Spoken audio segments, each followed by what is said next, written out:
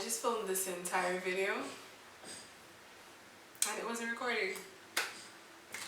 Fun. Hi guys, welcome back to my channel. Today's video is a Q&A kind of. I asked my friends to send me some questions that they would like me to answer a couple months ago when quarantine was happening, and because I needed content, they sent it to me. My friends really want me to be uncomfortable, but we're going to try our best to answer these questions without compromising myself and without having my mom kill me. So we're just going to jump into that right now. For those of you who are new, welcome. My name is Shawna. For those of you who are returning, probably my friends, I hate y'all. So because of how uncomfortable some of these might be, they're not that bad, but if you see me look to the side and like look away and cringe, just subscribe same time, because there's more of this. There's many more where this comes from, like with my friends with the vlogs. So we're just gonna jump in. So if you see me looking down, I'm gonna get my phone so I can read the questions. So the first question is, they're starting off chill. How are you avoiding people with quarantine? So I stay in my room. Like, it's that simple. Don't go anywhere. For those of you who don't know me, I'm an only child, so we always stay in our room anyway. We only come out when we smell food through the door. That's when we leave our room. So it's not that deep for me. Quarantine wasn't that hard for me. The only thing that was hard was not being able to go to like gym or having my daily routine. That was the hardest part. Have you been learning a new skill in these boring times? No. No one has time for it. We have all the time in the world for it now, but no, I have not. I've just been lazy. I've been finding new ways to sleep throughout the day longer. Like, I haven't been doing anything. What's your favorite movie? My favorite movie is The Great Gatsby, and I don't even know The Great Gatsby. That's wrong. Why did I just say that? My favorite movie is oh my god, what is it called again? The Greatest Showman. That's why I mixed it up. The Greatest Showman, because I just love it. Like, my favorite scene is when the opera singer is like singing Never Be Enough for the first time, and you just get chills and goosebumps like all over you. It wasn't anything deep with the acting why I love it. It wasn't some deep like action movie that like the most incredible thing happened and that's so amazing. That's not why. I just like it because I think it just shows both sides. So it shows like when you come from nothing and you're making your way out of an idea that people think are ridiculous and it works, and then even when you make it, sometimes old money doesn't accept new monies, how you could get lost from like where you're coming from and still find a way back, and then people can forgive you. It's just cute. I like cute things, so I like the movie. So The Greatest Showman. Our class is still active. No, they aren't. We're officially like done now. We haven't been having class. The last time I went to school was March 24th, 4 days before my birthday, and we won't be going back to school until September. Today's June 12th, so we're finally like going off on holiday now. What is your idea of the perfect date? My idea of the perfect date is one where I could see that the person put in effort and it was planned perfectly. So based off of like what you know me to like. So I like sushi. For example, if you did like a whole picnic and there was like sushi and egg rolls and the vegetable spring rolls there and like everything, who happy like me? And just be so happy. There's good bomb conversation, like good food, Chinese food, or anything that you know that I like personally because you've gotten to know me. That would be great. Sometimes it doesn't always have to be the most expensive activity. It doesn't necessarily have to be that. Like, not saying that we don't like expensive things, we do, but I'm saying it could be as simple as you go to Cafe Book and go buy like a frap, and we go like to a park and like chill. It could be that easy. How are you surviving food wise or whatever? So in the country that I go to school in, I don't know if anyone knows the history and everything, but things are very like fair here, and like they're trying to make sure that everyone gets gets what they need and such.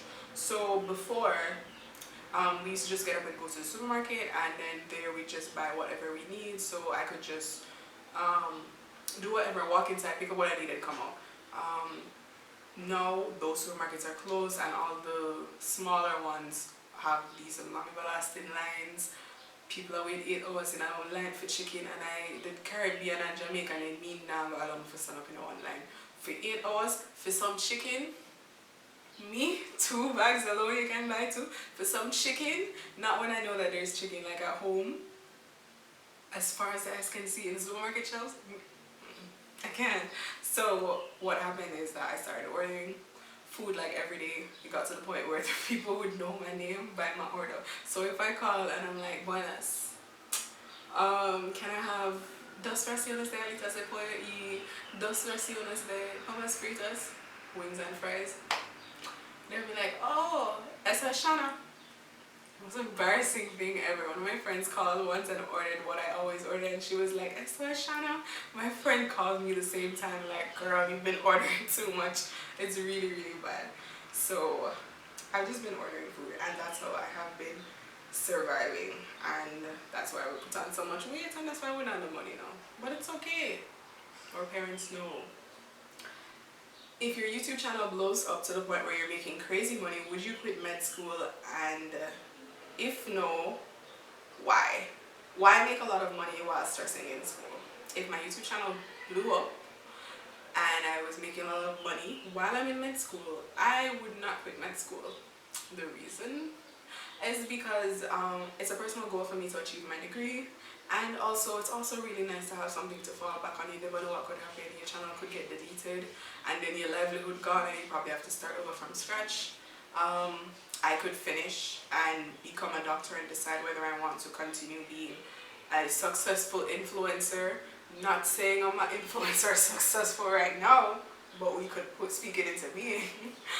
Or I could decide whether I want to be a doctor and continue on with that. It's good to have options. I like weighing my options. So why can't you go back home? Ask the embassy why we can't go home. We don't even go get into it. I miss commercial flights so much. When you could go in and out and not have to ask anybody for permission. You can just hop up plane and go where you're going. So uncomfortable question starts. What's your worst sexual experience? So my worst sexual experience was one where it was an interaction that happened between someone I had no feelings for, like no deep-seated feelings for. I was just infatuated by this person. It did cute. It was that simple. And I was trying to convince myself, like, this is a guy that I should like. Like, why wouldn't you like a guy that looks like this? And my friends, I remember my guy friend who was telling me, you don't like this guy. And I was like, what are you talking about? Of course I do. Trying to prove a point. It was the worst thing ever. It was the most uncomfortable thing ever. I would never, ever recommend that. Don't do it. If you think he's cute but you don't have, you can't find deep-seated feelings for him, leave it alone. Trust me. Just save yourself the cringe moments when you think back about it and just leave it alone. It's not that deep, I promise. So the next uncomfortable question is the opposite. What was your best sexual experience? One that was the complete opposite, like known this person for years, bag of feelings, just great, like the person took the time to know you, took the time to know things that you like, and just it was bomb because y'all know each other, y'all like each other, and things good and things work. Like, it's simple as that. Okay, what's the best gift that you ever given to someone? Giving gifts is my #1 love language. So when I was in the 9th grade, one of my friends, one of my very close friends, she had a birthday and I couldn't figure out what to give her. I didn't want to just go and buy jewelry because she didn't wear jewelry at the time, and I couldn't figure out what I wanted to get her. So I know that she loves sweetie, she loves candy. Her favorite candy at the time was Jolly Ranchers, and she loves Skittles. So I concocted a plan, and I decided I was going to make a gift for her. So I went out Recently my mom had bought like a new coaster set, and it came in this little container that had like a wooden base and a clear top. So I recycled that, I kept that. And I don't know if anybody has had food from like rainforest, you know, the little soup containers, the little cute white one. I got that, recycled that as well.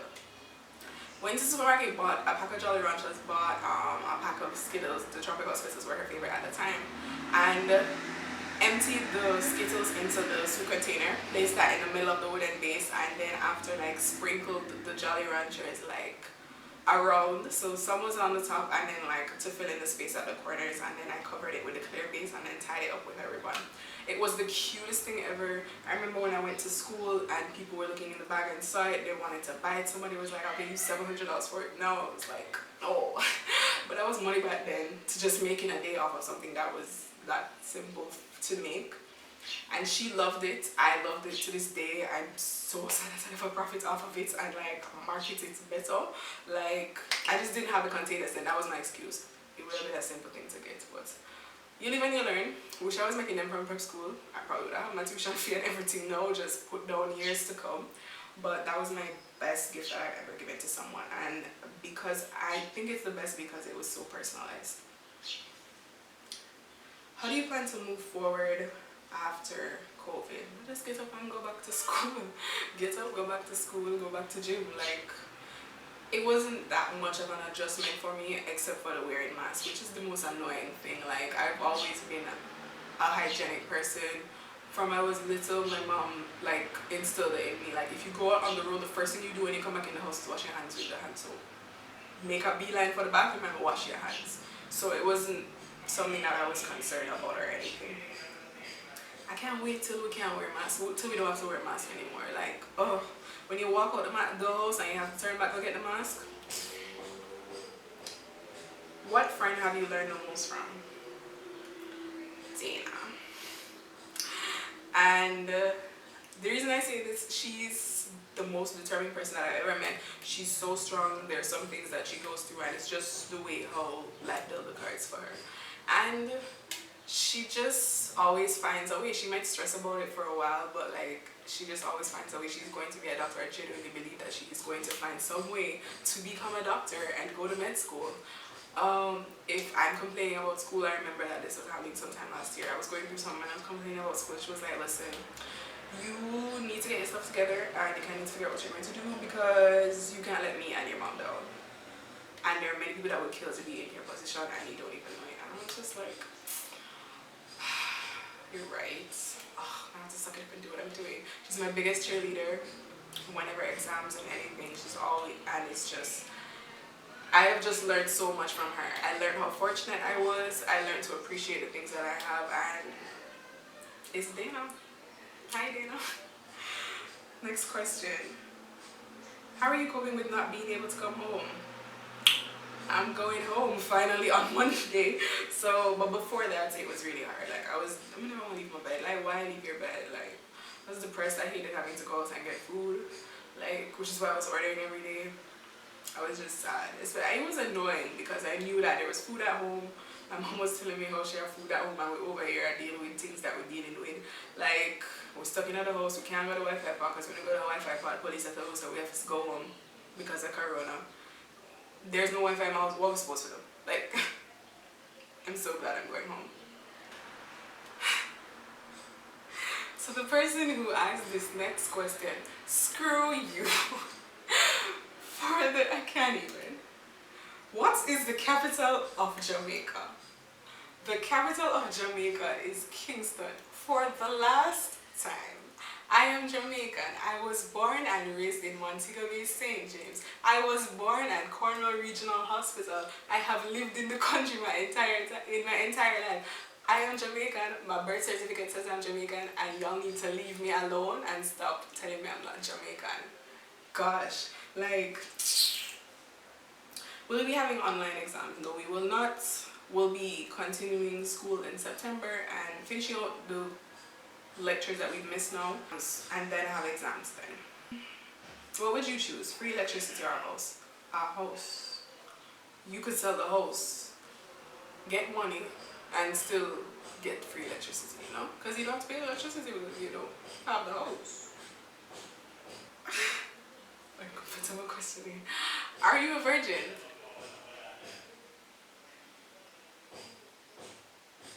Next question. What if you could kill one person that is not the one holding the gun to your mom's head?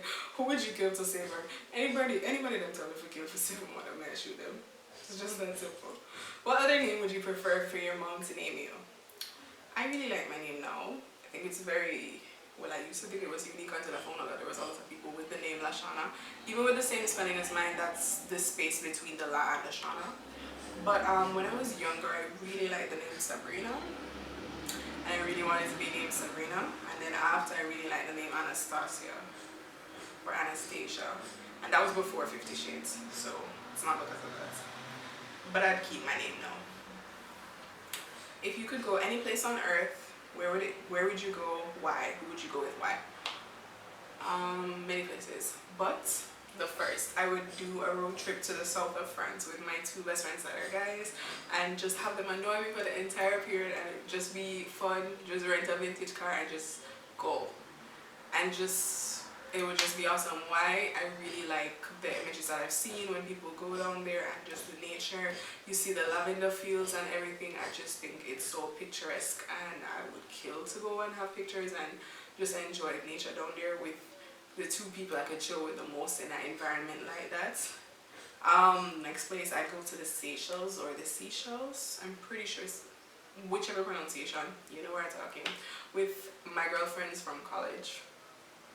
And just act a fool while on vacation and just be chilling with my friends and just enjoy it and everything, just girls trip. And then I'd also go to Jade Mountain in St. Lucia. I really want to go there.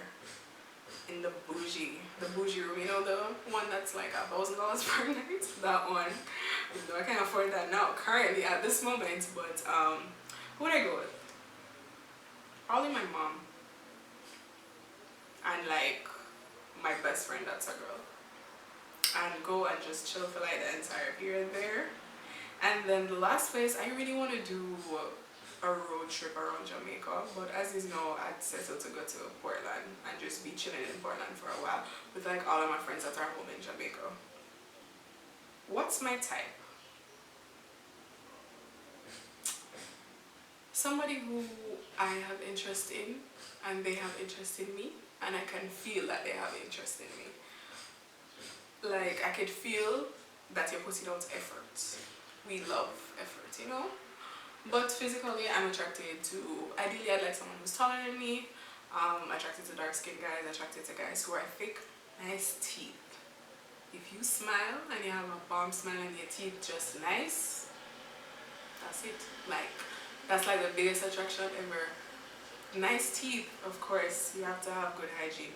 Please make sure that you all brush your teeth. It's very important. It's the biggest, easiest way to turn a girl off is have a bad breath. And what else? I think that's it. Anything else other than teeth? Can't really remember right now. But yeah, last question. Again, uncomfortable. What exotic sex position would you do?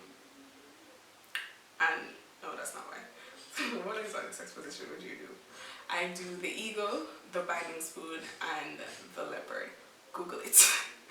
Anyway, I completed all the questions, guys. I really hope you enjoyed this video of me being uncomfortable for some of the questions. I really think that the questions I always said were good, and this wasn't like a get to know me thing, but just like my friends torturing me and you all experiencing that. But if you guys laughed at this video or anything that was in this video, just give us a thumbs up, like this video, share it with someone so that they can witness my discomfort. Like, subscribe to this video if you enjoy this video so you can see more of my friends making me uncomfortable in like weekly vlogs when I see them and of us annoying each other. I really hope you guys enjoyed this video, and I'll see you in the next one. Bye!